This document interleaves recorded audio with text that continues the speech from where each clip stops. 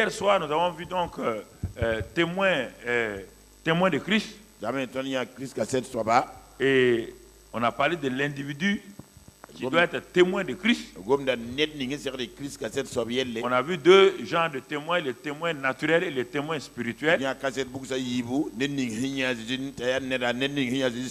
Et le grand homme appelé Jean-Baptiste était un grand témoin,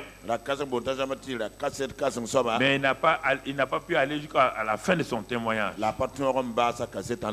Et ça s'est terminé en queue de poisson. Et il est parti. Un autre homme, un de ses disciples appelé Apollos, il a appris les enseignements de Jean-Baptiste. C'est pourquoi lui aussi s'arrêtait au baptême de Jean seulement. Il ne peut pas appliquer le baptême de Jean s'il n'a pas été disciple de Jean-Baptiste. Mais maintenant, ceux qui ont été disciples de Jésus, ils vont faire le baptême de Jésus. Ils ont entendu l'enseignement de Jésus. Ça, c'est Saul de Tarse. Lui, il a eu la révélation. Il a vu la croix, l'ensevelissement, la résurrection, la glorification. Il a vu que le Saint-Esprit est venu vivre dans l'homme. Christ en nous, l'espérance de la gloire. Alors lui, son témoignage était basé sur Christ Jésus. Et c'est pourquoi, là où Apollos n'a pas pu transformer les gens, quand lui est arrivé, il a transformé les gens d'Éphèse. Et au bout de 2 ans, son ministère s'est tellement amplifié que toute l'Asie a entendu parler de l'évangile. Et la parole grandissait, croissait, et s'étendait partout. Parce que lui, il était témoin de Christ. Selon que tu es témoin de quelqu'un, mais tu vas manifester ses intérêts. Un ambassadeur part dans un pays pour son pays. Aucun ambassadeur n'a pas dit, aucun ambassadeur dit moi je dis. Aucun ambassadeur. Mon pays dit. Voici la position de mon pays. Voici ce que mon gouvernement dit. Aucun ambassadeur ne dit je. Il n'a pas le droit. Alors, toi, tu parles de la part de qui? Quand je dis moi, j'ai reçu quelle révélation tu peux avoir? Un gars, tu étais païen chronique là, Dieu t'a sauvé. Quelle révélation? Il faut dire, il est écrit. La Bible dit. Dieu a dit. Les gens savent que tu parles de la part de quelqu'un.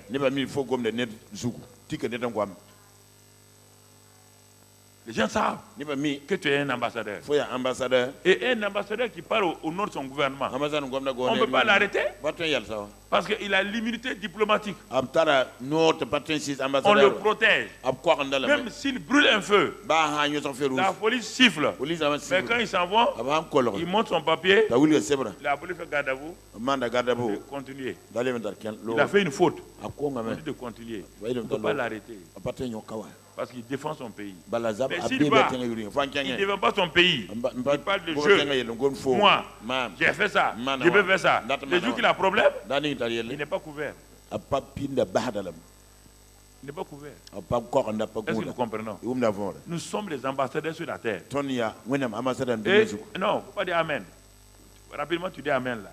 Est-ce que tu fais le rôle d'ambassadeur?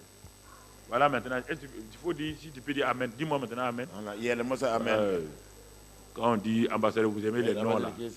Vous voyez déjà ambassadeur extraordinaire, plénipotentiaire. Vous croyez que c'est pas une affaire comme ça? Attends que je termine ma question. Si tu me dis Amen, tu auras problème. Parce que ce que je vais dire après va te créer problème. Laisse-moi terminer mes phrases. Tu comprends? Témoin de Christ, on a vu hier, c'est l'individu. Maintenant, on va voir ce matin comment témoigner maintenant de Christ. Si un témoin, il est là pour témoigner de Christ. Comment témoigner de Christ? Je vais expliquer pour que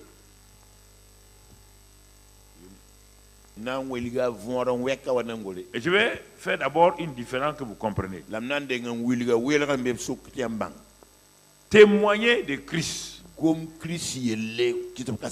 C'est différent de dire je fais mon témoignage de ce que Christ a fait dans ma vie. C'est différent. Les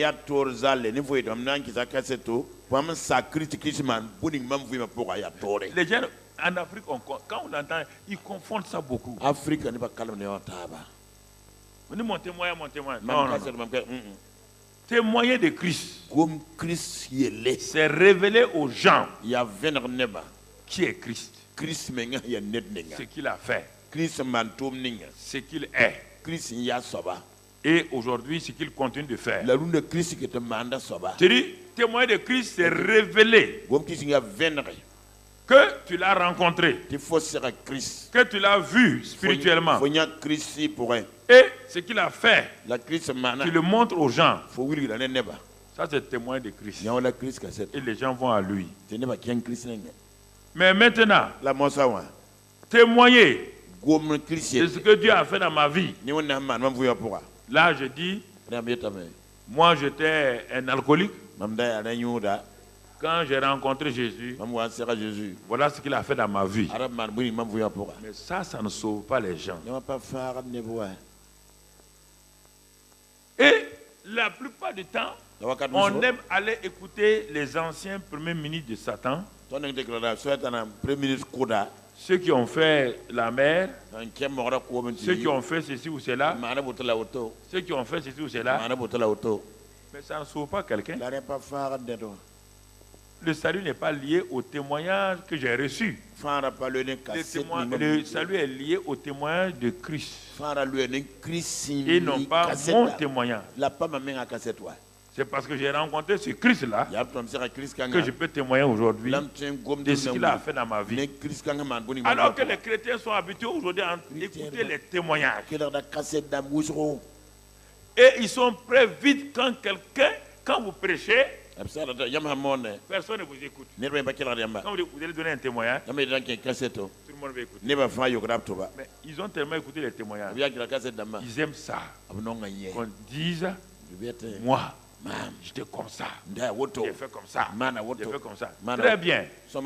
Tu as entendu son témoignage. Mais est-ce que tu es retourné pour voir celui qui a fait qui l'a changé là? C'est ça l'important, le témoignage. Le témoignage a pour but de tirer les gens pour leur dire, ne me regardez pas, mais regardez, c'est lui.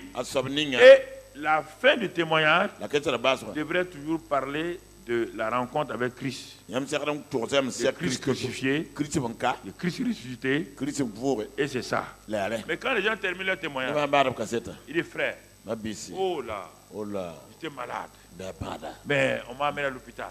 Tout le monde tremblait. Les gens sont venus de gauche à droite. Ils ont prié pour moi. Les gens ont jeûné pour moi. Tu es en train de donner ton témoignage. Et un jour, par leur prière, Dieu m'a guéri. Mais ça ne sauve pas quelqu'un. Tu n'as fait que dire ce que Christ a fait dans ta vie. Et beaucoup de gens sont comme ça, sont dans nos églises, ils ont été guéris, ils ont été délivrés, ils ont été bénis, ils ont eu un enfant, tout.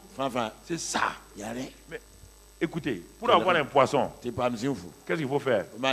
On prend un hameçon, on met quelque chose, on jette dans l'eau. Et c'est ça qui prend le poisson. Donc la guérison, la délivrance, ce sont des appâts que Dieu nous a donnés pour attirer les âmes. Mais maintenant, quelqu'un est venu à l'église parce qu'il a été guéri, mais il n'est pas sauvé. Pour vous asseoir maintenant, pour qu'il soit sauvé là, lui va se vanter partout. On va dire de donner son témoignage. Il va remplir la vie de son témoignage. Alors c'est un païen qui est en train de témoigner. Et vous dites non. Les milliers de gens que Jésus a guéris, sauvés là, où ils sont? Les jours qui partaient, il restait 120 personnes. Où sont les ressuscités? Où sont les enfants de Jairus? Où est Lazare, le ressuscité? Il n'est pas parmi les 120.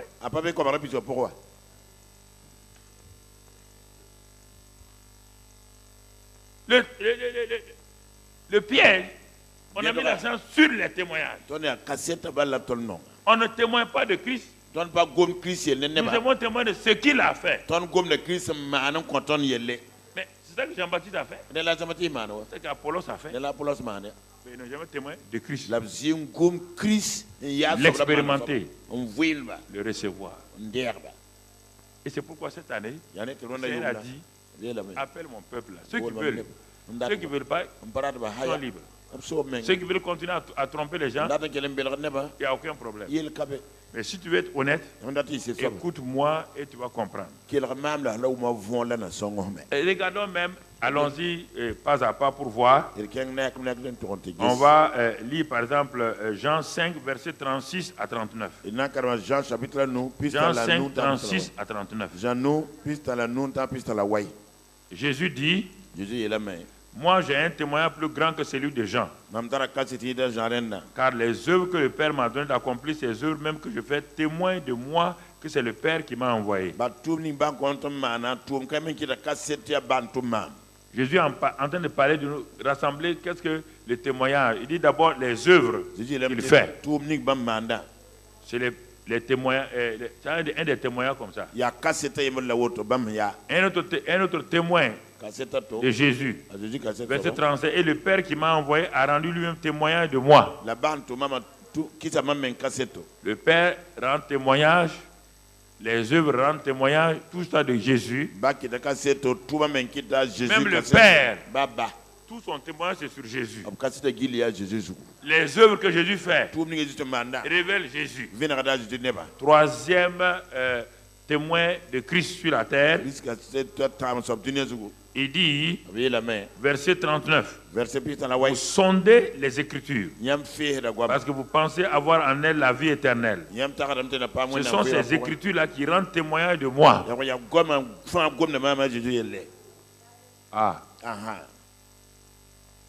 Le Père rend témoignage du Fils. Tous les témoignages du ciel, c'est basé sur le Fils. Les Écritures disent, notre rôle, les Écritures. C'est pourquoi quand tu prends l'Ancien Testament, quand on veut prêcher l'Ancien Testament, voilà comment on prêche l'Ancien Testament. Avant de continuer, Dieu me dit de vous dire ça. Quand vous prêchez l'Ancien Testament, ne prêchez pas ce que ils ont fait là. Dans l'Ancien Testament, chaque symbole représente Jésus-Christ. Par exemple, si vous dites que vous parlez des hôtels, vous parlez des arches que les gens font, il faut bien regarder. Quand vous arrivez là-bas, et les Philistins avaient leur arche. Et ils avaient leur autel avec Dagon. Israël avait son arche, qui est le symbole de Jésus-Christ. Alors, dans l'Ancien Testament, vous confrontez les deux arches. Et vous allez voir que l'arche de Dagon, avec Dagon là, il est tombé à la fin. Il a brisé tout, la tête et tout. Mais l'arche que Dieu a dit à Moïse de fabriquer là, en bois de gopher couvert d'or. Le bois de gopher, c'est l'humanité de Jésus. L'or, c'est sa divinité. Donc, l'arche de l'Éternel là, ça montre que le Christ va venir pour être un homme, mais couvert de sa divinité. C'est pourquoi devant l'arche de Dagon, Dagon s'est plié. Mais si vous restez là-bas, personne ne sera sauvé. Vous prenez ça maintenant, vous allez transférer dans le Nouveau Testament. Et vous allez montrer dans le Nouveau Testament que l'arche qui est là, que Dieu a utilisé, donc s'appelle Jésus-Christ de Nazareth. Son nom ici maintenant s'appelle Jésus-Christ de Nazareth. Et quand il est venu, les deux éléments sont là.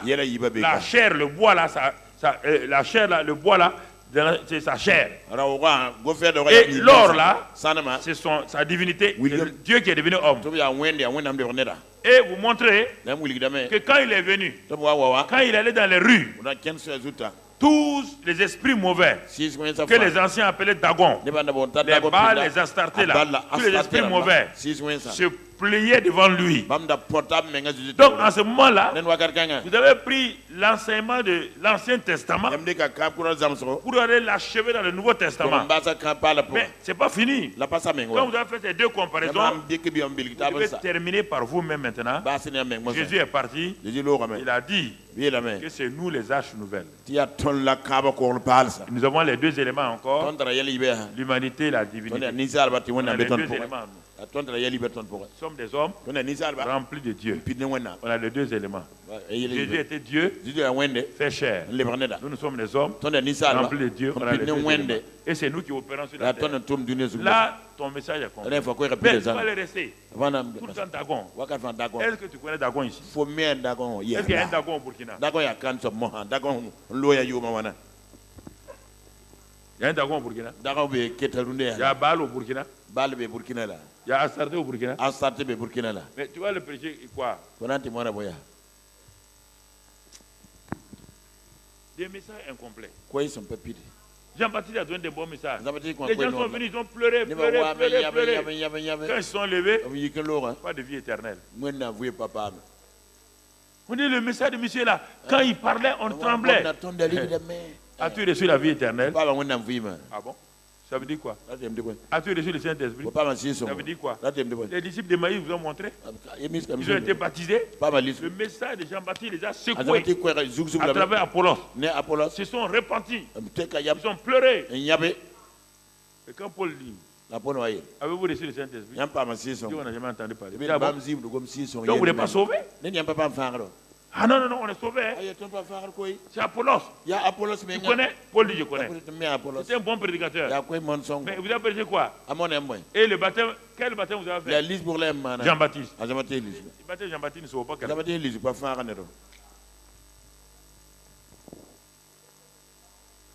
Vous restez au milieu des messages sans les achever. Tout l'Ancien Testament, il n'y a rien de complet là-dedans. Aucun message de l'Ancien Testament ne peut amener quelqu'un à la nouvelle naissance. Aucun. Personne dans l'Ancien Testament n'est né de nouveau. Alors, comment vous pouvez prêcher ça aux gens pour qu'ils soient nés de nouveau? Si vous n'avancez pas dans le Nouveau Testament.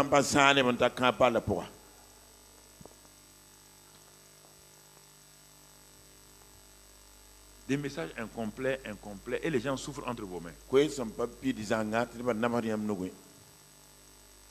Incomplet. Comment témoigner de Jésus-Christ? Jésus dit lui-même, le Père, les Écritures, les œuvres, les trois sont d'accord. Tous ces trois-là parlent de moi. Dès que je suis venu sur la terre, là, plus personne ne compte. Il dit, si vous ne le croyez pas, je vais vous montrer quelque chose. Il dit, un jour, pour ne pas enseigner ça directement aux disciples, il va leur démontrer. Écoutez-moi, laissez tomber vos formations que vous avez eues, quoi là, c'est moi ici. Ici là. Voilà. Paul dit, vous avez plusieurs maîtres, mais vous avez un seul père. Aucun homme n'a deux pères. Sur votre acte de naissance, on a mis votre père, le premier père c'est Abraham, le deuxième père s'appelle Michel. Qui a un acte de naissance comme ça. Pourquoi? Écoutez. Les gens ne veulent pas, et même les pierres, quand ils sont venus là, ils parlent de Moïse, chacun parle de ceci. Écoutez-les. Si vous lisez les évangiles là, ils parlent d'Élie. C'est Élie qui doit venir. C'est Jean-Baptiste. C'est Abraham. Ok. Jésus dit ok. Ils n'ont pas compris encore. Un jour, il fait exprès. Il monte sur une montagne. Il monte sur une montagne. Et il amène les 3 chefs de file là. Pierre, Jean et Jacques. Pierre, Jean, Jacques. Il monte avec eux. Il s'arrête. Il commence à adorer le Père, à parler au Père et tout. Et brusquement, le Saint-Esprit vient pour l'envelopper.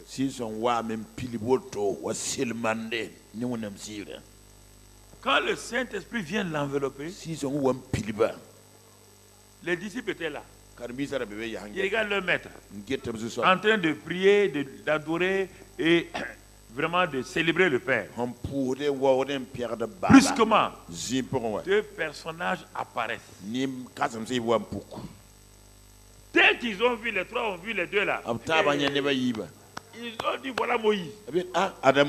Ils ont oublié Jésus. Voici, Moïse est venu. Il y a un autre qui dit non, regarde sa gauche. Élie. On dit, hein? Enfin, on a vu Moïse et Élie. Ça, c'était un nouveau ministère. Ils ont oublié Jésus. Mais Dieu va leur donner une leçon qu'ils ne vont plus jamais oublier. Moïse représente la loi, tout ce qui est écrit, la loi. Élie représente la puissance. Les prophètes. La Bible dit la loi et les prophètes. Si vous lisez dans l'évangile, vous lisez ça? Quand il parlait aux disciples d'Emmaüs, il a utilisé la loi et les prophètes. C'est qui? Moïse et Élie. Donc, les gens ont regardé. Qu'est-ce que le Père fait? Il intensifie la gloire. Et à un moment donné, quand la gloire disparaît, il reste qui? Il reste qui? Jésus a avalé qui? Il a avalé Moïse et Élie. Il reste qui maintenant? Alors, vous devez prêcher qui? Il vous a montré qu'il les a avalés. Il les a avalés. Il les a avalés. Ils ont disparu. C'est lui. De toute manière, si nous prêchons Moïse, nous parlons de Moïse et d'Élie, c'est pour enseigner les gens pour à la fin tomber sur Jésus. Parce que nous les païens, on ne peut pas parler de Moïse, on n'est pas descendant. Est-ce que tu as déjà entendu postérité de Moïse? Moïse n'a pas de postérité. Moïse a tué toute sa postérité. La loi tue tout le monde.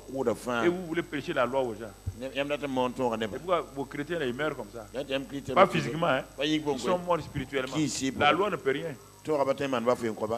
La loi doit être inscrite dans nos cœurs par le Saint-Esprit. Hébreux 10 et Jérémie 31. Tu veux prêcher Élie? Tu as déjà vu Élie avec une femme et des enfants? Les 2 n'ont pas de postérité. Les 2 qui sont apparus là, aucun n'a de postérité. Il reste Jésus. Il reste Jésus seul. C'est ça. Il faut comprendre les Écritures. Ne prends pas une écriture ici, pour monter ton ministère. Dieu ne peut pas donner un ministère à quelqu'un basé sur un verset, 2 versets. Non, c'est tout. Il y a des choses que les gens ils ne savent pas qu'un jour ils doivent mourir et ils doivent apparaître. Dieu, tout ce que Dieu t'a dit de faire, tu dois rendre compte devant lui. Il n'y a personne. Donc,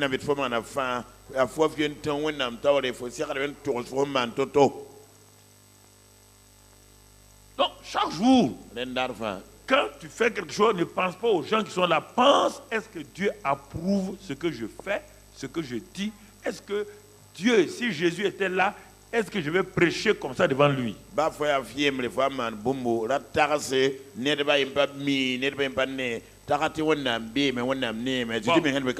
je vais vous dire une chose. Si Jésus était là, si Jésus venait à nos réunions, il s'asseyait. Tu vas leur parler de Moïse devant Jésus. Hein? Tu vas le faire. Hey, Homme de Dieu, si Jésus vient ici, à ta réunion, tu vas parler de Moïse. Tu vas parler de Moïse. Hein? Tu vas parler d'Élie. Hein? Je te pose la question. Si Jésus vient s'asseoir ici et que tu as prêché ton message sur les autels sataniques et tu viens à la réunion avec ton papier, avec les titres, les autels sataniques, et au moment où tu veux venir devant pour prêcher, voilà Jésus qui est assis devant toi. Toi, tu vas prêcher devant Jésus les autels sataniques. Hein? Hein? Si Jésus te regarde même avec un œil comme ça, tu vas faire quoi?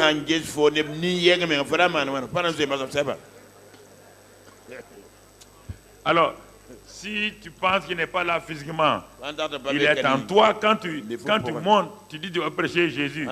Et il est en toi, le Saint-Esprit est en toi. Tu dis on va parler aujourd'hui des hôtels sataniques. Saint-Esprit dit ah bon? Moi j'ai été envoyé pour en témoigner de qui? Et toi tu veux prêcher quoi? Il dit bon ok, prêche ton message. Je ne suis pas là-dedans. Quand vous prêchez, sachez que quelqu'un est là et vous écoute. Vous oubliez ça. Surtout les jeunes là. Dès qu'ils voient 3 petites filles assises devant là.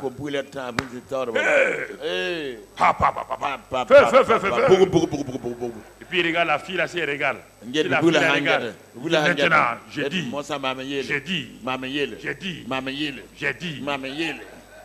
Tu auras une destinée. On n'a pas poulomdé.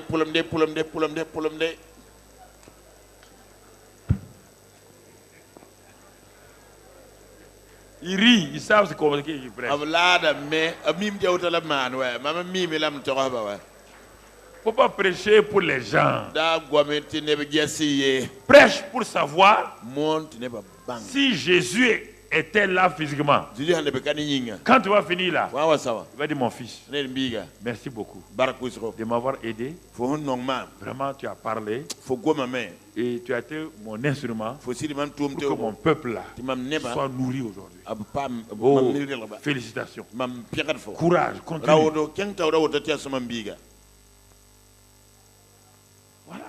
Voilà comment on prêche. Quand tu prêches, sache qu'il est en toi et t'écoute. Tu oublies ça. Dès que les gens montent sur la chaise, ils oublient qu'il y a Jésus en eux par le Saint-Esprit et qu'il écoute. Il vous regarde. Et vous prêchez tout sauf lui. Il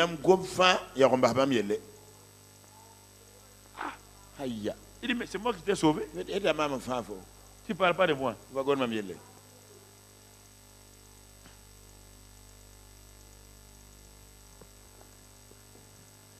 Ça peut aller? Je vais continuer. Ok. Je vais t'aider, jeune homme. Je ne parle pas d'aucune doctrine ici. Non, je parle la Bible. Faut bien réfléchir. Hein? Réfléchis. Un jour, tu vas apparaître devant lui. Que tu veux ou pas, tu vas être devant lui. Et tu n'as pas parlé de lui aux gens. Tu ne l'as pas révélé. Et toi, tu n'as parlé que ton ministère. Comment les gens peuvent être libérés, être sauvés, être prospères. Et les gens laissent leur prospérité sur la terre. Ils laissent leur maison sur la terre. Maintenant, ils montent au ciel. Ils arrivent. Jésus dit, bon, tu es sauvé. Mais tu n'as aucune récompense. Mais, Seigneur, Jésus dit, ah non? Mais ton pasteur t'a dit d'investir sur la terre, non? Tu as investi sur la terre. Mais tu n'as rien investi au ciel. Il dit, bon, regarde mon fils, regarde autour de toi là. Regarde les milliards de gens là. Montre-moi 3 personnes qui sont rentrées au ciel à cause de toi. Montre-moi. Bon, promets-toi. Regarde la foule là. Montre-moi 3 personnes qui sont au ciel à cause de toi. En ce moment-là, tu vas dire, l'investissement final. Quand tu as amené, ceux que tu as amenés là sont au ciel. Les récompenses, c'est ça. Tu as beau prêcher à 1000 personnes, 10 000 personnes, mais au ciel, là, s'ils ne sont pas rentrés, ça ne sert à rien. C'est la même chose. Aujourd'hui en Afrique, il y a beaucoup d'instituts. On dit instituts de management, instituts de ceci, instituts de cela. Chacun a ouvert des universités. C'était 500 personnes. Mais à l'examen final, des BTS, des licences, cette université qui a fait trop de propagande, qui a rassemblé beaucoup de gens, il présente ses candidats, 100 candidats. Il a dit admis. Et ceux qui avaient 20 ont présenté les 20. Il y a au moins 15 qui sont admis. Qui a réussi? Celui qui avait 20. Ceux qui ont fait beaucoup de bruit là. 10 sur combien? C'est pas un problème. Il y a un problème de dire on a beaucoup de gens qui viennent nous écouter. Tu n'as pas vu des gens suivre Jésus? Tant que, quand il donnait les pains à manger, tout le monde a suivi. Un jour, Jésus s'est arrêté. Il dit, celui qui mange ma chair, qui boit mon sang. Ils ont des motifs. Ton message là. Non, il faut que tu changes. Allez-y, dis au petit là que nous on l'apprécie. Quand il parle qu'on va être élevé là, dis-lui de continuer dans ça. Dis-lui, il faut lui dire. Quand il nous apprend à multiplier les pains et les poissons, dis-lui de continuer dans ça. Sinon, il va perdre son ministère. Tout le monde l'aime. Mais tu vois, il va gâter son ministère. Hein? Quand il nous apprend comment il parle d'Abraham, de Moïse, ça c'est bon. Mais dire à nous, quand même, dire à nous de manger sa chair, de boire son sang. Quand même, là, dis-lui qu'il nous a rabaissé. Va lui dire que papa interne n'est pas content. Que lui n'a jamais mangé la chair humaine. Jésus a dit, bon, allez-y les dire, de revenir. Je vais changer mon message. Je vais les prêcher, que Dieu va les élever, que Dieu va les bénir. Il a fait ça. Il a dit à quelqu'un de rester. Au contraire, il a dit quoi? Il restait combien de personnes? 12. Il a dit aux 12 là, vous ne voulez pas aller? Ils ont dit vraiment, tes paroles là sont étranges. Hein? Mais nous, on ne sait pas. Quand toi tu parles là, aujourd'hui tu parles bien, demain tu parles mal. C'est ça Jésus. Un prédicateur est comme ça. Il ne fait pas plaisir aux gens. Aujourd'hui tu parles bien, demain tu parles mal. Tu chef. Bon, nous on ne sait plus quoi faire. Bon, Pierre a dit bon ok, à qui irons-nous? Parce qu'on a regardé et il dit ok. Il dit bon, on a regardé Jean-Baptiste. Il n'y a plus personne avec lui. On a regardé Moïse. Ces gens sont là-bas, sont contre nous. À qui on va aller? Bon, on va rester avec toi. On ne comprend pas. On va rester ici. Hein? Jésus dit oui, vous avez eu bien raison. Mais parmi vous, il y a un démon même. Il y a un démon. On vous a dit, le type là il parle mal. On dit qu'on a besoin. Il dit qu'il y a un démon. Et puis il n'a pas dit qui est démon. Il s'est regardé, c'est pas toi?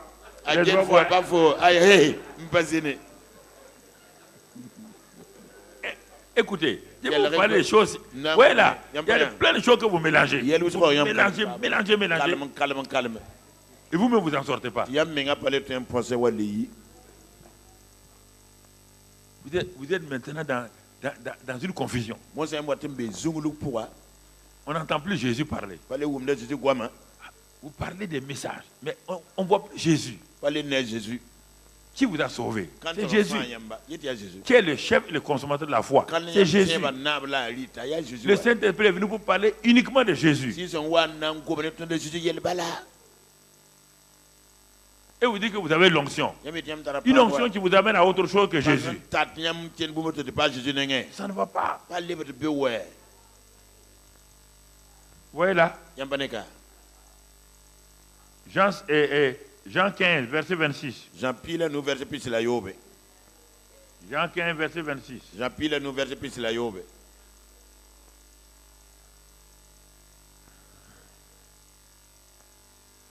Qu'est-ce que la Bible nous dit? Quand sera venu le consolateur, que je vous enverrai de la part du Père, l'Esprit de vérité qui vient du Père, il rendra témoignage de moi. Quatrième témoin maintenant, qui rend témoin de Jésus.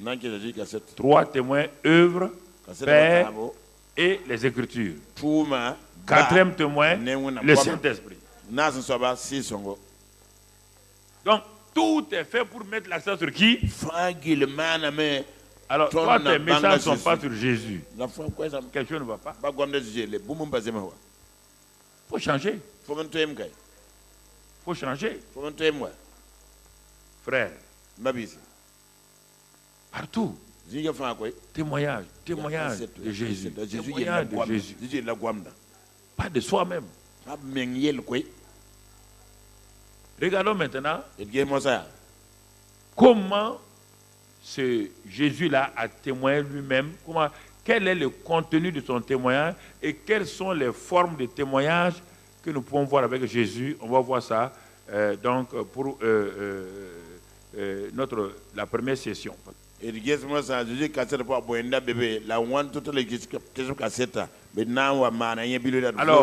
va voir maintenant comment Jésus-Christ lui-même témoignait, comment il témoignait aux gens, et dans son témoignage là il y avait quoi là, dans le contenu du témoignage.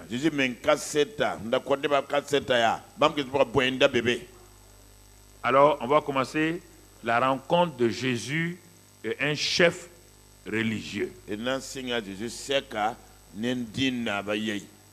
faut faire attention.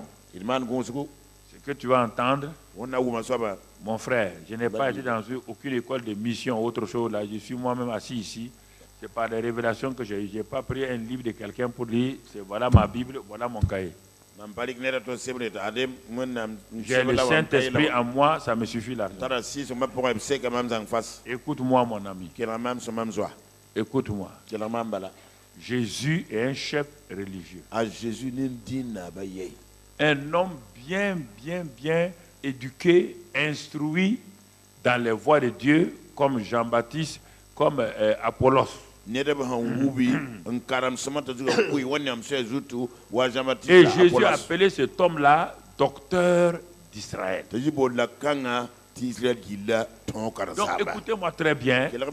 Jésus rencontre un docteur d'Israël.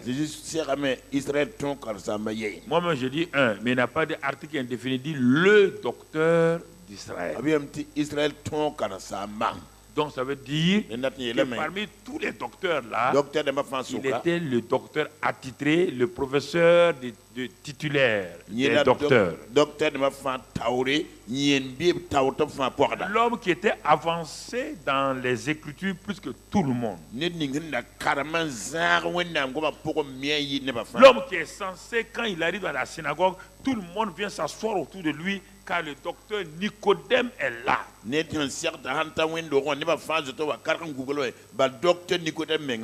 connaît bien les Écritures, Moïse et tout. Tout. Il est sérieux. Mais il y a quelque chose qui va se passer. Écoutez-moi très bien. Si vous voulez affronter des gens de ce calibre-là, préparez-vous toujours par le Saint-Esprit. Jésus se préparait chaque matin, Marc 1, tout le temps, il se priait et il dit, je ne fais que ce que je veux. Il va rencontrer Nicodème, il sait que le Père l'a déjà préparé. La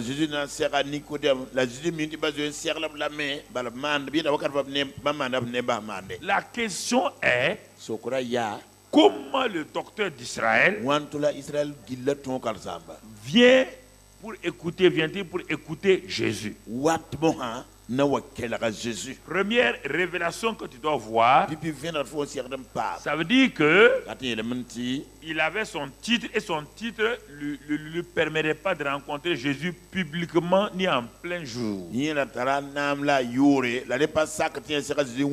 veut dire qu'on ne peut pas rencontrer un chef religieux, un homme docteur à n'importe quel moment, dans n'importe quel circonstance. Ils ne vont pas vous parler, ils sont fiers d'eux-mêmes, ils ne vont pas le faire.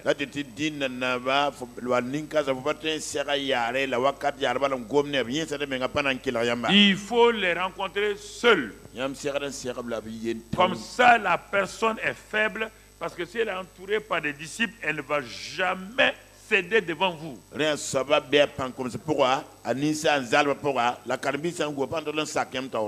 Et ici, on va voir ces deux éléments, ces conditions sont remplies. Il est venu de nuit pour rencontrer Jésus. Ça veut dire pourquoi il est venu. Malgré toute sa connaissance, qu'est-ce qu'il a fait qu'il est venu rencontrer Jésus? Il était intrigué. Écoutez bien pourquoi vous n'arrivez pas à avoir des gens de vos services, des chefs religieux, vous n'arrivez pas à les avoir parce que vous partez avec une attitude qui n'est pas normale.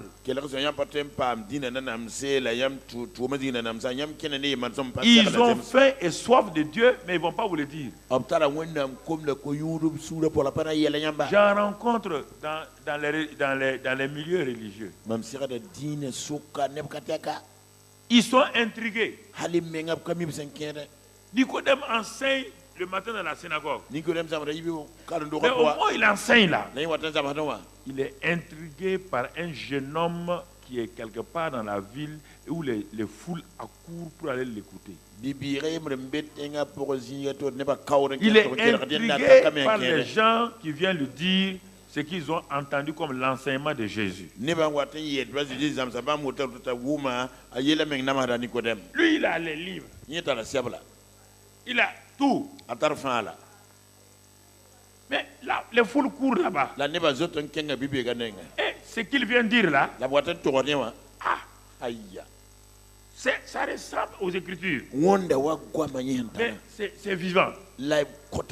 À force d'écouter ceux qui partent voir Jésus là, c'est ça, c'est pourquoi il est venu. C'est quelqu'un, les gens sont venus lui dire. Il ne partait pas aux réunions de Jésus, sinon il n'est pas venu la nuit. Il était assoiffé. Sachez que la plupart des chefs religieux sont assoiffés. Tant que vous ne les avez pas rencontrés un à un, vous ne pouvez pas savoir. Ils sont assoiffés. Ils sont intrigués. Mais publiquement, ils vont vous dire qu'ils ne croient pas en Jésus. Jésus n'est pas le Fils de Dieu. Ils vont vous dire des choses comme ça. Rencontrez-les un à un. Vous serez étonnés. Pourquoi? Parce qu'ils sont seuls. Et quand quelqu'un est seul, il est faible. C'est lui qui est devant toi. Donc, c'est Nicodème est venu la nuit. Et quand il est venu, mon frère, dans Jean 3, Jean chapitre 1, et au verset 1 et 2, et on le présente là-bas, allons au verset 2 directement. Et il vient de nuit, auprès de Jésus de nuit et lui dit, regardez ce qu'il dit. Il dit Rabbi, maître.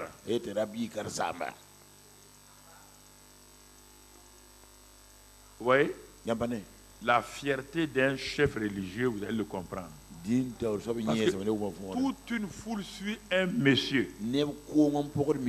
On l'appelle le docteur d'Israël. Vous croyez qu'il va parler directement? Non. Il dit Rabbi. Il n'a pas dit d'abord je sais. Nous savons. Comme ça, c'est pas lui. Ah oui. L'homme est orgueilleux, il est fier. Si vous ne savez pas comment témoigner à quelqu'un, vous avez des problèmes. Il dit, nous savons. Ça veut dire toute la communauté que je dis là, c'est. Donc, y compris qui? Moi-même. Mais il n'a pas de je sais. Sinon, c'est comme si c'était lui seul qui faisait la communauté. Il dit, nous savons. Nous. Donc, vous comprenez? Ils savent quoi? Il ne va pas aller directement. Que tu es un docteur venu de Dieu. Il faut l'écouter. Il faut l'écouter d'abord. Parce qu'il est en train de parler. Il ne veut pas reconnaître Jésus comme le Messie. Parce qu'il a des gens derrière lui. Il faut aller mollo mollo. Et la plupart des chefs religieux sont comme ça. Si vous ne comprenez pas leur pensée, vous avez des problèmes. Si vous ne comprenez pas leur mentalité, vous avez des problèmes. Tu comprends? Il ne veut pas le reconnaître comme le Messie. Mais tu es venu de Dieu. Il n'a pas dit tu es Dieu. Mais tu es venu de Dieu. Il pèse ses mots. Il est diplomate. C'est un tacticien. Il avance les cartes sans les révéler. Mais vous êtes pressé. Vous voulez dire tant. Vous arrêtez la discussion et puis il s'en va, il se ferme. Jésus l'a écouté, il l'a regardé. Car Jésus n'a rien dit. C'est lui qui continue. Jésus le regarde seulement. Car personne ne peut faire ces miracles que tu fais si Dieu n'est avec lui. Et regardez ce qu'il a dit là. Et ça vous enchante. Il n'y a rien de vrai là-dedans. Il a beauté à la touche. Vous regardez ça, vous applaudissez, il n'a rien de bon. Jésus va redresser la base. Vraiment, il dit, tu es venu de Dieu. Ça veut rien dire. Il dit, Dieu est avec toi. Mais jusqu'à présent, est-ce qu'il a reconnu que c'est Dieu? Il y a des formules qu'il faut faire attention. Si on ne reconnaît pas Jésus venu dans la chair comme Dieu, il n'y a pas de salut. Tu es venu de Dieu. Tu n'es pas Dieu. Dieu est avec toi. Dieu est avec toi. Prouve que tu n'es pas encore Dieu. Simplement, comme tu es venu de Dieu, et Dieu est avec toi, tu fais des miracles. Jésus n'a pas... S'il continue là-bas, il y aura une impasse. Ça sera bloqué. Jésus va changer. Jésus va changer. C'était un stratège. Quand je vais te parler de ça, et puis je vais te parler de la Samaritaine, il apporte les gens. Il faut savoir, il faut laisser le Saint-Esprit vous parler. Quand vous parlez à quelqu'un, laissez le Saint-Esprit. Il ne faut pas commencer à citer les versets. Jésus n'a pas cité un verset ici. Quand le monsieur est venu, il n'a pas cité de verset. Vous comprenez? Donc, il va doucement. Répond de Jésus. Jésus fait entrer une nouveauté que Nicodème connaît, mais qui n'a jamais prêché. C'est-à-dire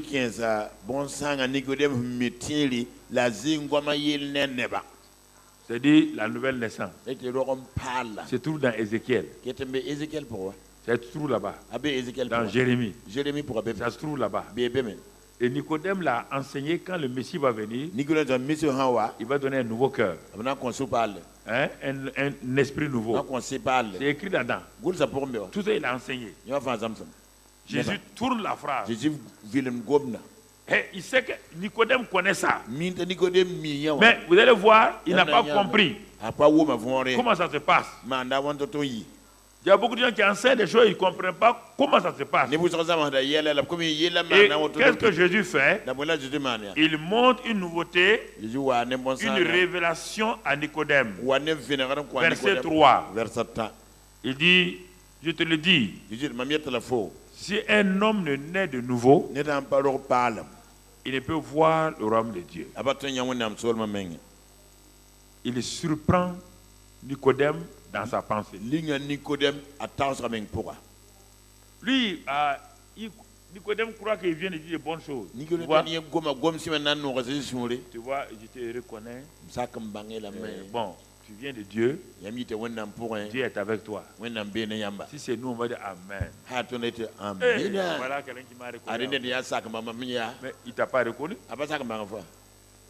Il n'a pas parlé de ton identité. Il n'a rien dit sur ton identité. Tu es venu de Dieu. Ça, ce n'est pas une identité. Dieu est avec toi. Ce n'est pas une identité. Est-ce que vous comprenez?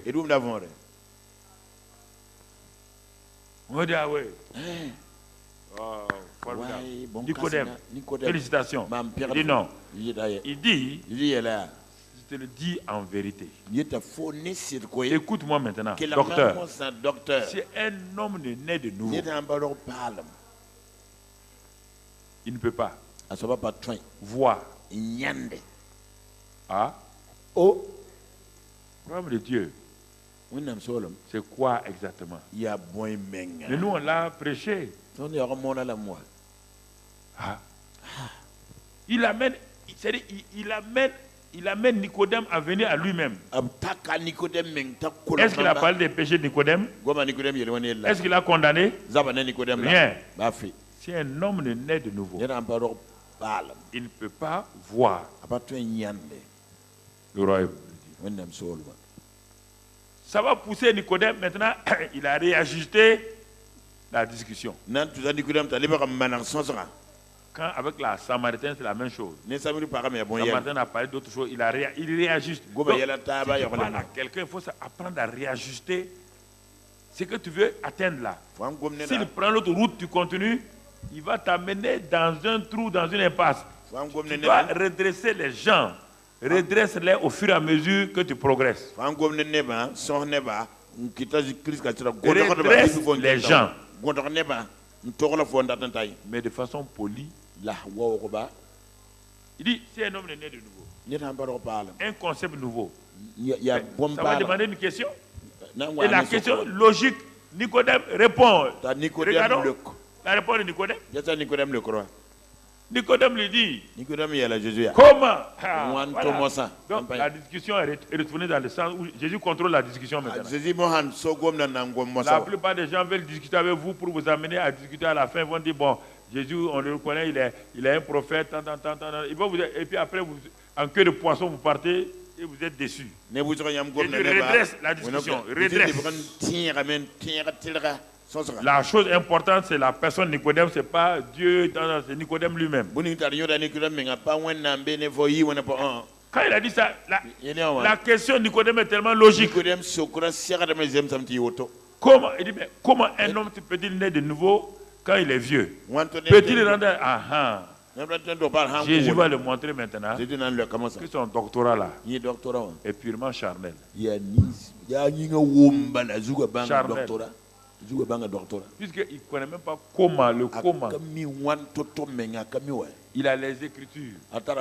Il a enseigné tous ces passages d'Ézéchiel. 37 là, il a enseigné tout ça. Il a enseigné ça. Un cœur nouveau, un esprit nouveau. Un esprit, il a tout enseigné. Dans la pratique, il ne connaît pas. Il dit, donc un homme qui est vieux peut rentrer dans le sein de sa mère. Mentalité. C'est charnel. Jésus n'a pas ri. Il n'a pas. Non, il continue. Il maîtrise la situation. Il va diriger maintenant. Il va diriger. Lui, il devient le maître. Mais quand vous êtes sentimentalisé, vous commencez à dire, tu ne comprends pas. Vous commencez à discuter. Vous perdez le contrôle pour amener quelqu'un à Christ. S'il pose des questions, laissez-le poser des questions. Restez constant. Restez constant. Vous voulez atteindre un but. Restez constant. Posez des questions précises. Et laissez, quand il pose la question, répondez-lui toujours avec la parole. Parce qu'il veut fuir. Donc, Nicodème veut fuir. Et il veut arrêter la discussion. Il veut l'arrêter. En disant à Jésus, il faut rentrer dans le ventre de ma mère. Donc avec ça, la discussion s'arrête. Jésus dit, regardons la réponse de Jésus. Il dit en vérité, il reprend encore. En vérité, je te le dis. Il donne un nouveau, il ajoute autre chose maintenant. Si un homme ne naît d'eau et d'esprit, il ne peut entrer dans le royaume de Dieu. Vraiment, il ne peut pas voir, comprendre. Maintenant, il doit rentrer. Ah. Donc, pour rentrer dans le royaume de Dieu, il faut naître d'eau et d'esprit. Nicodème rentre en lui-même. Je ne suis pas né d'eau ni d'esprit. Tout de suite, l'intérêt de Nicodème. Maintenant, comme Jésus avait dit à la femme samaritaine, j'ai une eau vive. Elle vient chercher de l'eau. J'ai une eau vive. La femme dit, ah bon? J'ai une eau vive. L'intérêt de la femme, l'intérêt de Nicodème est maintenant braqué sur ce que Jésus va dire. Il devient un auditeur de Jésus. Écoutez-moi. D'arrêter d'amener des gens de fausses choses. Bon, lève ta main, baisse ta tête, prie avec moi. Il n'y a rien. Est-ce que tu vois ça ici? L'intérêt de Nicodème est suscité et attiré par le fait qu'il parle de naître d'eau et d'esprit. Lui, il a dit, est-ce qu'on peut naître de nouveau par le vent de sa charnelle? Dieu, Jésus dit non. Il n'a pas expliqué ça même. Pas expliqué, pas t'arrêter, non. Non, il a continué. Quand quelqu'un est intéressé, si vous laissez quelque chose d'autre entrer, il va vous distraire. Il a continué.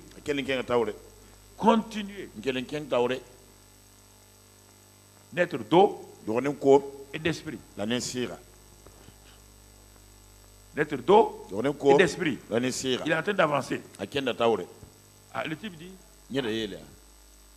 quand il y a ça, mon frère, ma soeur, il a entendu parler du royaume, mais il ne sait pas comment on rentre là-dedans. Et on te dit on te montre le chemin pour entrer dans le royaume. Qui est bête? Tu vas vouloir rentrer dans ce royaume-là, puisque il y a longtemps tu l'as enseigné, et tu ne sais pas comment faire. Mais quelqu'un te propose maintenant le moyen de rentrer. Donc Nicodème, il a tout ce qu'il connaissait de la peau de côté. Maintenant, c'est l'individu qui est là. C'est l'intéressé qui est là. C'est lui-même qui est intéressé maintenant. Le verset qui suit, Jésus dit, ce qui est né de la chair est chair. Il vient de répondre à sa question. Est-ce qu'il faut naître par ma mère? Il vient de répondre à la question intelligemment. Mais avant de répondre à ça, il n'a pas d'abord la nouvelle naissance une deuxième fois. Maintenant, il va répondre à Nicodème. Mais sans parler de sa maman. Il parle de chair. Un concept nouveau que même Nicodème ne comprend pas. Ce qui est né de la chair est chair. Ce qui est né de l'esprit est esprit. Ah. Donc, il montre à Nicodème que il est né de chair. Et donc, ce dont lui parle, c'est l'esprit. Ah. Le monsieur est là. Ouais, il a oublié tout ce qu'il avait dit au départ. Ce qu'il était venu pour essayer de dire que même si on ne te reconnaît pas, moi, en tout cas, je viens te reconnaître pour... Non, c'est maintenant, c'est son problème qui est là devant lui. Jésus n'a pas condamné Nicodème, il n'a pas condamné aussi la femme samaritaine. Il va les amener simplement à une réalité spirituelle. Vous voyez, le Saint-Esprit est en train de le diriger. Ces paroles sont des paroles précises. pas discuter avec des versets, ça va pas être... Il n'a pas utilisé des versets, il a utilisé des paroles esprit et vie. C'est différent ici des Écritures. Il a plusieurs stratégies devant les gens qui sont devant lui. Il faut savoir utiliser selon que le Saint-Esprit te conduit. Parce que celui qui est là connaît les Écritures déjà. Il n'y a pas de combat. Mais il ne sait pas comment ça se passe, ce qu'il sait, il ne sait pas, c'est le comment. Nicodème a la connaissance, mais il ne sait pas le comment. C'est ça que Jésus va le montrer. Verset suivant. Verset suivant. Ne t'étonne pas que je t'ai dit, il faut que vous naissiez de nouveau. Il répète encore, ne t'étonne pas. Verset 8, il va dire maintenant, quand on est né de nouveau, quel est l'intérêt de la nouvelle naissance? Il dit, le vent souffle où il veut. Tu entends? Et on en entend le bruit. Mais on ne sait pas s'il vient de là ou de là. Il dit, il en est ainsi et tout homme qui est né de l'esprit. Il montre la liberté de l'esprit. Il montre que quand tu nais de l'esprit, tu deviens un homme au-dessus des autres hommes. Ta chair ne te contrôle plus. Ton esprit qui vient contrôler ta chair. Et maintenant, la liberté de l'esprit va te permettre d'aller là où les gens t'attendent là. Il ne peut pas te contrôler. Mais tout le monde, Nicodème est intéressé par ça. Il est intéressé par ça. Regardez, il va le verset suivant.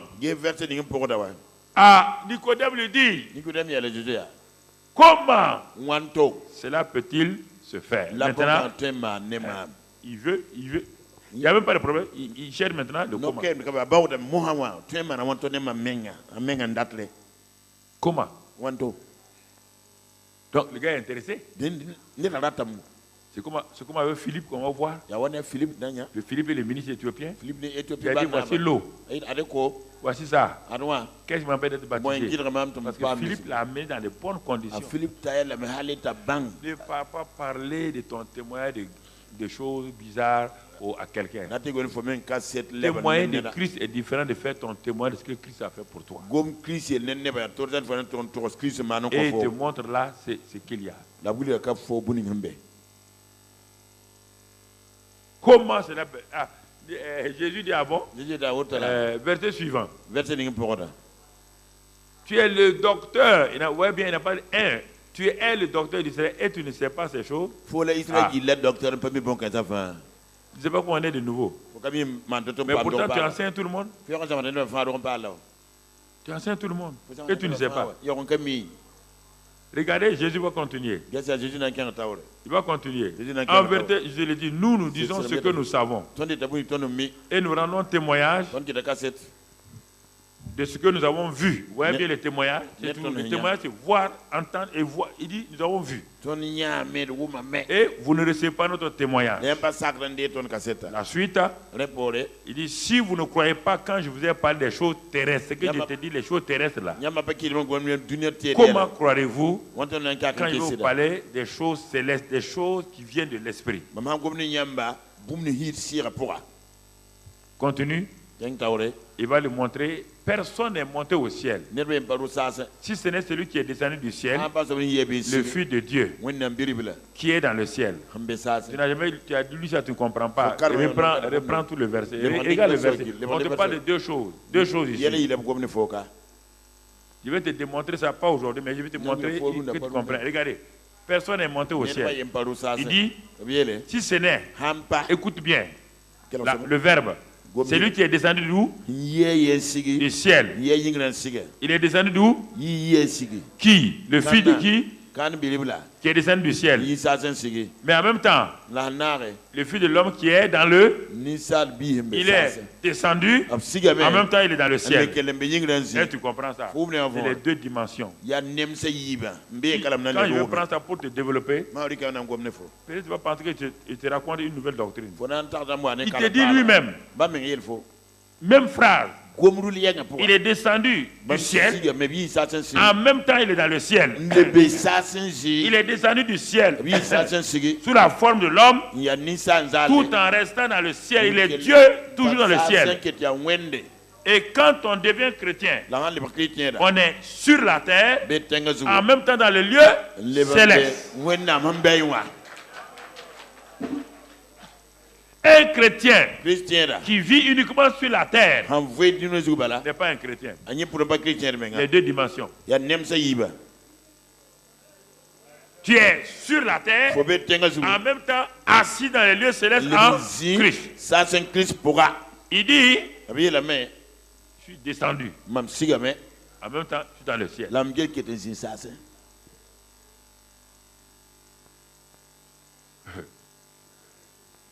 Continuons. Il continue, c'est lui qui parle.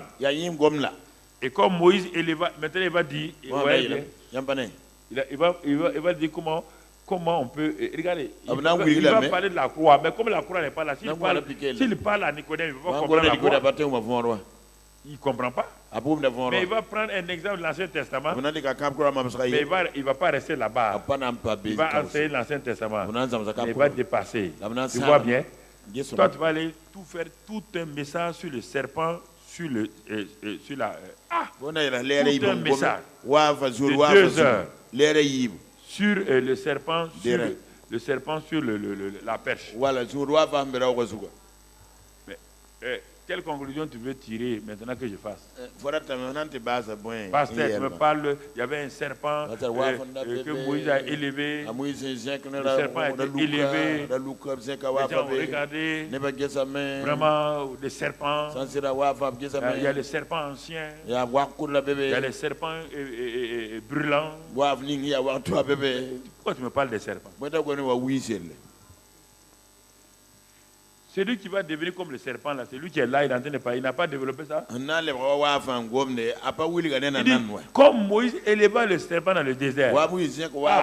Je comprends ça. Il dit, il dit, mais quand Moïse a élevé le serpent dans le désert, là, qu'est-ce qui s'est passé? Déjà, il y a eu guérison. Faux! On ne parle pas de guérison là-bas.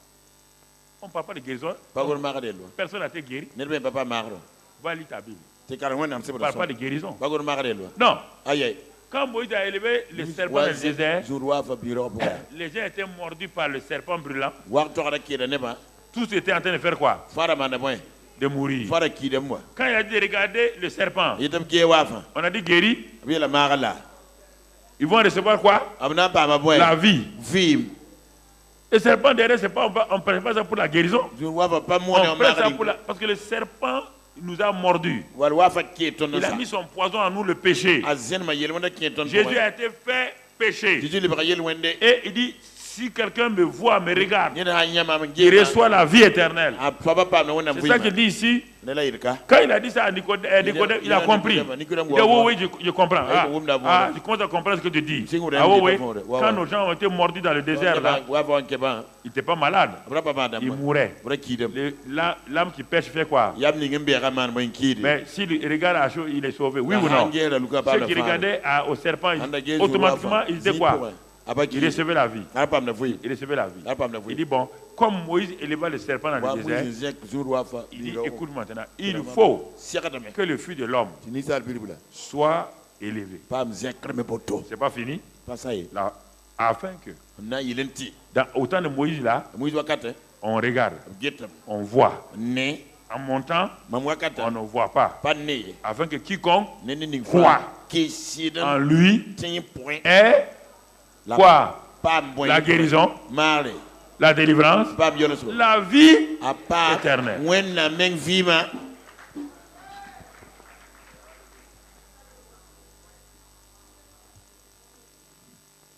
Tout ça, c'est avec, il est en train de parler à Nicodème.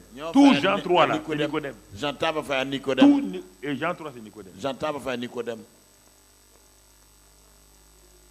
Jésus n'a pas dit, Jésus pas y aller. baisse la tête pour me recevoir. En ce moment-là. Il dit, il ne t'est pas élevé. Il faut avoir le salut. Le salut vient de la croix. Il a dit comment? Il n'a pas dit reçois maintenant le salut. Quand vous voyez dans les évangiles, on parle de salut, c'est le mot sozo. Il ne veut pas dire salut de l'âme. Quand il dit va, fille, ma fille, ta foi t'a sauvé, il ne va pas dire qu'elle a reçu la vie éternelle. La vie éternelle n'était pas venue encore. Pierre n'a pas la vie éternelle. Jean n'a pas la vie éternelle. Personne. Il parle de sozo qui comprend au moins 8 termes. Délivré, guéri, libéré. Mais lisons, on va arrêter là tout à l'heure, on va reprendre. Lis maintenant Jean 19. Jean 19, verset 38. Nicodème est parti. Ça, c'est là travail. On ne le voit pas. Dans Jean, maintenant Jésus est mort. Quand il est mort, après cela, Joseph d'Arimathée qui était disciple de Jésus, mais en secret, vous voyez bien, par la crainte des Juifs, vous voyez bien, demanda à Pilate la permission de prendre le corps de Jésus. Et Pilate le permit, il vient donc et prit le corps de Jésus. Verset 39. Nicodème, qui auparavant était allé de nuit vers Jésus, vint aussi, apportant quoi? Un mélange d'environ 100 livres de myrrhe et d'aloès. Nicodème. Maintenant, il a compris ce qui se passe. Le serpent a été élevé. Les gens de Moïse ont été sauvés.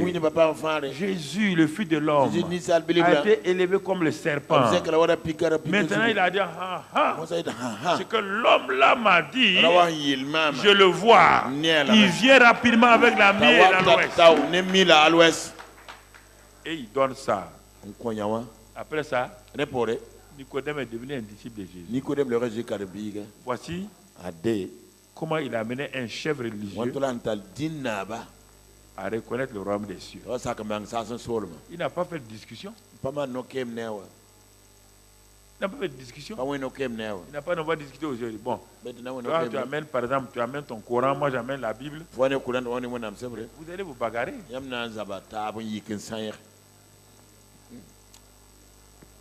Nicodème Osborne a expérimenté ça dans son jeune âge. Les gens disent les peuples non atteints. Il n'y a pas de peuple non atteint. Quel est le peuple non atteint là? Mais vous êtes parti avec quoi? Les gens développent des choses, un peuple non atteint, un peuple qui a... Arrêtez ces histoires. Tous les Africains étaient un peuple non atteint. Tout le monde. Yorobao, Mosio, Wabeo, Jula, Baoulé. Tous ont été des peuples non. Ceux qui sont venus à l'évangile là. On avait nos cultures. On était fermés à l'évangile. Qu'est-ce qui a fait pour la compris? Pour l'amener quoi? La parole, le Saint-Esprit. Il n'y a aucun peuple non atteint qui va résister devant la parole du Saint-Esprit. Mais ne racontez pas d'histoire qu'il y a des peuples non atteints. Si vous n'allez pas avec la parole et le Saint-Esprit, même les peuples qui sont atteints là, ils ne vont pas vous écouter. Osborne est parti. Comme missionnaire. Oui, bien. Quand on dit missionnaire là, s'ils ne sont pas préparés. Mais Osborne a été préparé, il a appris beaucoup de choses sur la mission, tout. Toutes les leçons qu'on apprend dans les écoles missionnaires, il a tout appris. Il est arrivé en Inde. Lui et sa femme. Mais chaque dimanche, les chefs missionnaires disaient au jeune Osborne d'aller dans la classe là et d'écrire sur le tableau noir le titre de son message. C'est son travail. Quitte les États-Unis. Vous venez écrire le titre des messages du missionnaire principal. Un. Deuxièmement, il a commencé à faire des études bibliques chez lui. Est-ce qu'on peut faire des études bibliques avec des gens qui... Il a dit aux hindous, aux musulmans, et de venir et tous, ils vont parler fraternité. Souvent, dans les choses de mission, c'est ça qu'on apprend aux gens. Comment toucher les gens. Très bien, ils sont venus. Ils ont pris le thé ensemble. Quand ils ont fini de boire le thé, maintenant, il croit qu'il va gagner les gens parce qu'ils ont bu son thé. Il prend sa Bible noire, il pose. Il dit, on va parler de la parole de Dieu. Les musulmans ont sorti leur Coran rouge. Les hindous ont sorti leurs livres. Ils sont assis. Quand Osborne dit Dieu a dit, les musulmans disent Dieu a dit. Les hindous disent Dieu a dit. Osborne est à sa femme. Il dit, ah, non, on croyait qu'on avait le seul livre. Notre livre aussi, c'est Osborne, il n'a même pas fait 2 ans. Il a dit à sa femme, on va rentrer en Amérique. Or, avant, quand on envoyait un missionnaire, il fallait 6 ans pour retourner. Si tu retournes 2 ans, c'est la honte. Tu as échoué. Osborne dit, échec ou pas, on va retourner à la maison. On va rester ici là. Écris le titre du message. On parle aux gens. Personne n'est converti. Et troisième chose, Osborne a regardé toute la mission là. Il n'y a même pas dans toute la mission, quand il faisait le culte là, il n'y a même pas un national hindou qui est là-bas. Même les cuisiniers n'étaient pas convertis. Et la mission, si vous regardez, c'est ça aujourd'hui. Ils ne sont même pas convertis. Alors, Osborne dit, lui, il ne veut pas rester pour perdre son temps. Et qu'est-ce qu'il a fait? Ils sont repartis. Les gens disent, vous êtes revenus? Il dit, on est revenus. Ça ne marche pas la mission. Tout ce qu'on a appris là, ça ne marche pas. Leur professeur était choqué. Comment tu étais bon étudiant en missiologie, en temps de mon frère, ça ne marche pas. Ça ne marche pas. Vous allez faire quoi? Nous, on va chercher Dieu. Ils ont commencé à crier à Dieu. Il a commencé à jeûner. Il a commencé à prier.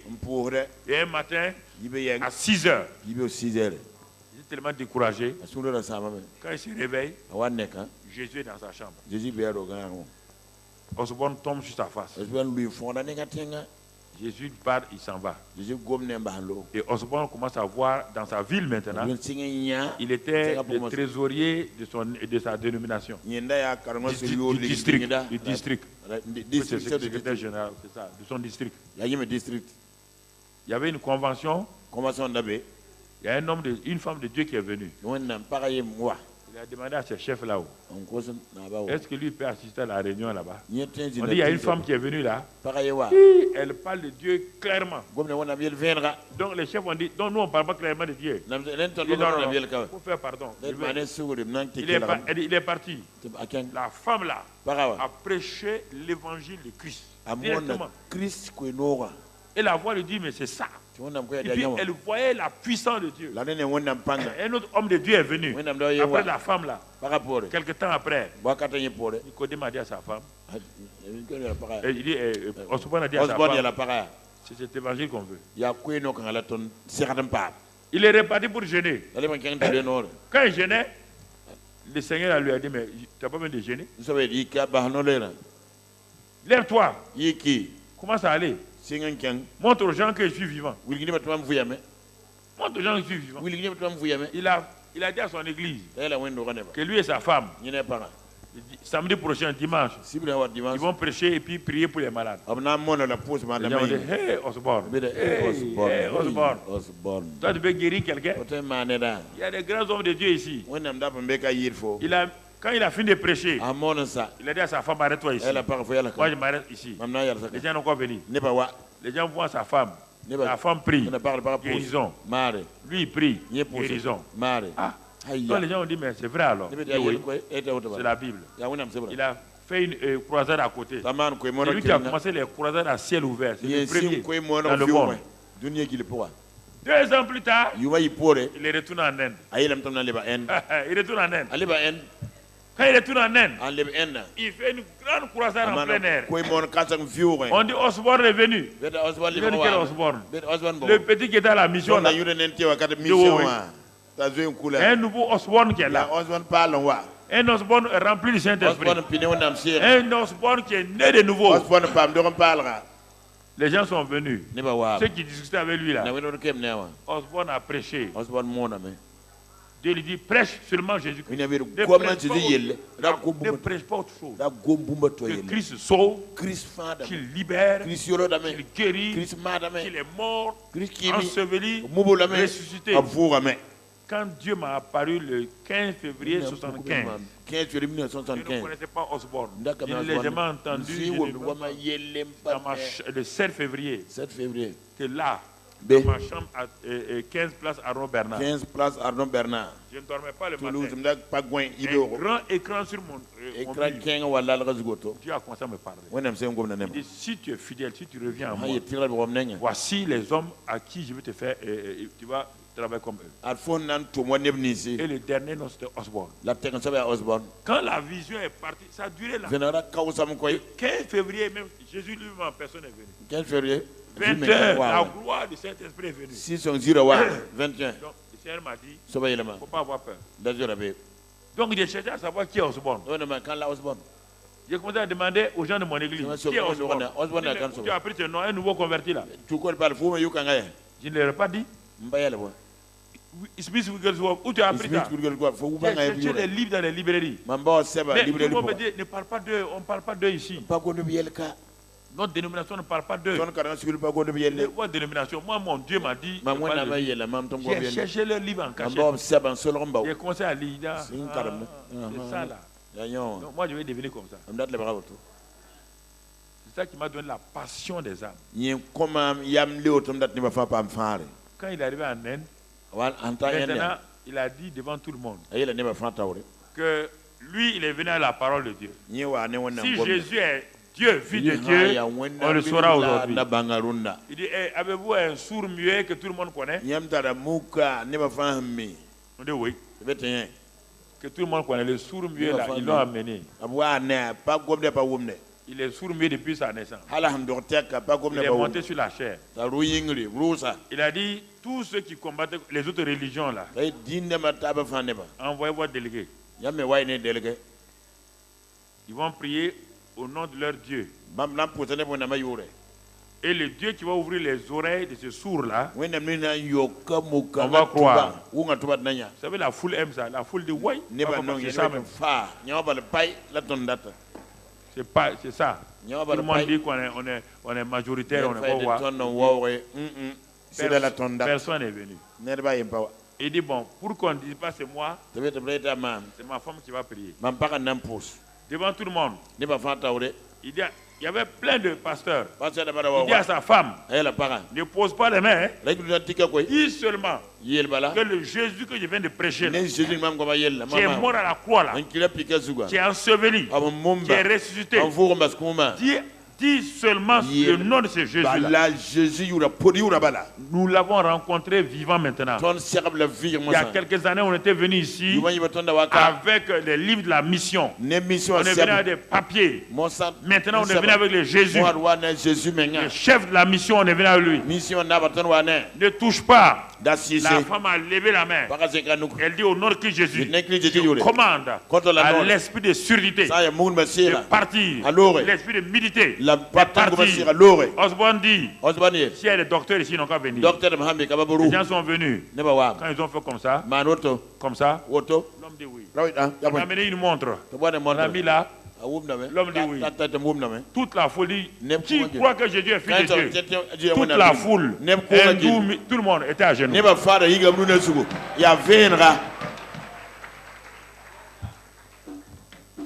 C'est ça, le témoignage.